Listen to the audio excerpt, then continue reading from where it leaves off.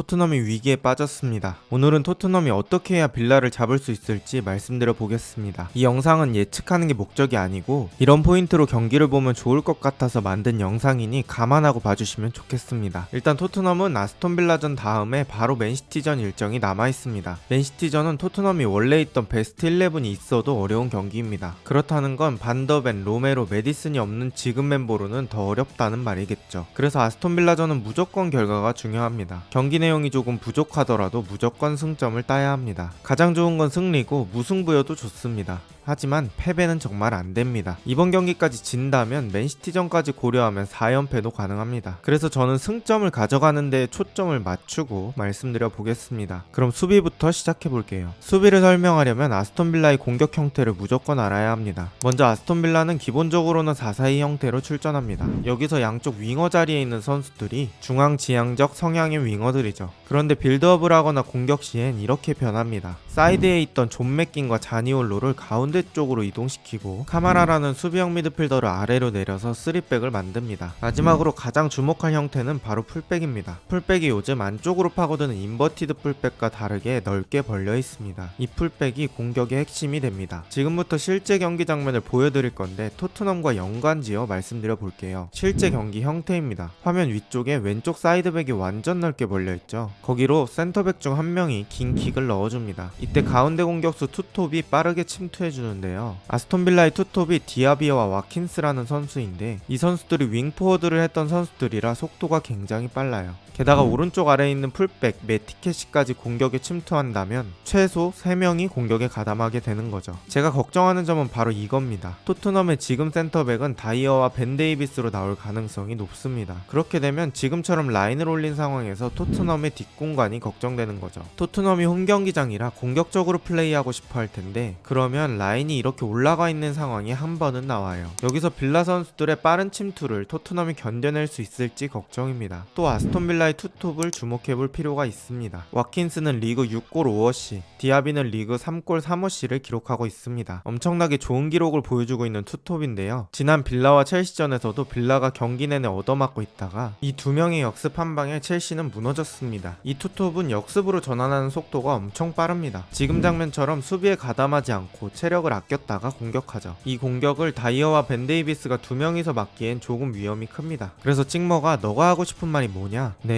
적어도 빌라전엔 수비를 내려서 하는 게 맞다는 생각입니다. 저런 와이드한 풀백 운영도 진작에 라인을 내려놓으면 뒷공간이 없으므로 효과적이지 않습니다. 게다가 역습 시에 빠른 투톱도 공간이 없으면 속도를 내기 어렵죠. 그리고 내려서는 수비는 토트넘의 공격과도 충분히 시너지를 낼 수 있습니다. 그건 다음 장면에서 설명드리겠습니다. 축구에는 흐름이 존재합니다. 기본적으로는 공격적으로 나온 팀도 수비하는 순간들이 있고 수비적으로 나온 팀들도 공격하는 순간이 있다는 말이죠. 토트넘도 역시 라인을 올려서 수비할 때가 있고 내려서 할 때가 있습니다. 내려서 할 때가 토트넘의 아주 좋은 득점 찬스가 될 겁니다. 토트넘이 내려앉아서 수비하면 쉽게 뚫리지 않을 것이고 상대는 더 많은 숫자를 공격에 투입할 겁니다. 빌라는 어떤 경우엔 센터백을 2-3명만 남겨두고 공격할 때도 있습니다. 이때를 토트넘은 노려야 합니다. 역습 시 속도가 아주 좋은 손흥민이나 존슨을 이용해서 소수 대 소수의 싸움으로 몰고 가야 합니다. 그러면 적은 득점 기회로도 충분히 위협적인 기회를 만들 수 있습니다. 그리고 우도기 얘기도 한번 해볼게요. 왼쪽 풀백 우도기가 이탈리아 국대 경기를 뛰지 않고 토트넘으로 복귀했습니다. 토트넘 구단 관계자는 우도기가 부상 예방 차원으로 구단으로 복귀했다고 밝혔죠. 우도기가 왼쪽 풀백으로 복귀한다는 가정하에 토트넘은 왼쪽 공격을 지난 울버햄튼전보다는 적극적으로 쓸 수 있습니다. 지난 풀럼전에서 우도기를 활용한 방법인데요. 이런 식으로 박스 안쪽으로 침투시켜서 히샬리송에게 패스길도 제공해주고 손흥민이나 다른 중앙 침투 선수에게 컵백 찬스를 만들어줄 수도 있죠. 왼쪽 공격수가 우도기를 주는 척하면서 슈팅 찬스를 만들 수도 있고요. 지난 울버햄튼전에서 에메르송이 안으로 들어와서 어떤 효과도 없이 말 그대로 위치만 안으로 들어와서 플레이했죠. 이런 문제들은 우도기가 나오면 충분히 해소될 수 있을 거라고 봅니다. 그런데 한 가지 걱정되는 점이 있습니다. 토트넘은 보통 빌드업 시에 풀백 2명을 올려 쓰는 공격적인 빌드업을 하는데 이번 경기에서는 우도기를 공격적으로 사용하는 대신에 포로는 원래 자리를 지켜서 공수 밸런스를 만들어주는 게 어떨까 싶습니다. 아무래도 풀백 2명 공격 가담은 위험 부담이 있으니까요. 그리고 마지막은 중앙 미드필더의 조합에 대해서 얘기를 해봐야 할 것 같아요. 부상, 경고 누적 등을 제외하면 빌라에서 뛸 수 있는 미드필더가 5명입니다. 지난 울버햄튼전엔 비수마, 사르, 호이비에르 조합을 구성했는데 사르를 공격적으로 올려놓으면서 플레이했습니다. 저는 사르를 원래대로 쓰는 게 제일 베스트라고 생각합니다. 위아래로 움직여주면서 수비진의 균열을 일으키고 다른 선수들을 지원 가는 거죠. 먼저 올라가 있지 않고 가끔씩 박스 타격을 노리는 게 더 효과적일 것 같습니다. 그리고 비수마가 이번에 경고 누적으로 뛰지 못합니다. 호이비에르와 스킵이 그 자리를 뛸 수 있죠. 두 가지로 나눠서 생각해 보겠습니다. 첫 번째 케이스, 호이비에르를 수비형 미드필더로 쓴다면 사르는 원래 자리에 놓고 로셀소를 기용하는 게 밸런스 측면에서 맞을 것 같습니다. 로셀소 경기 감각이 아직 별로라는 얘기가 있죠. 근데 메디슨이 한두 경기 빠지는 게 아니잖아요. 장기간의 결장을 대비했을 땐 로셀소를 꾸준히 기용해서 폼을 올리는 게 나을 것 같습니다. 믿을 게 못되긴 하지만 프리시즌에서 좋았습니다. 이번에도 한번 속아봐야죠. 두 번째 케이스,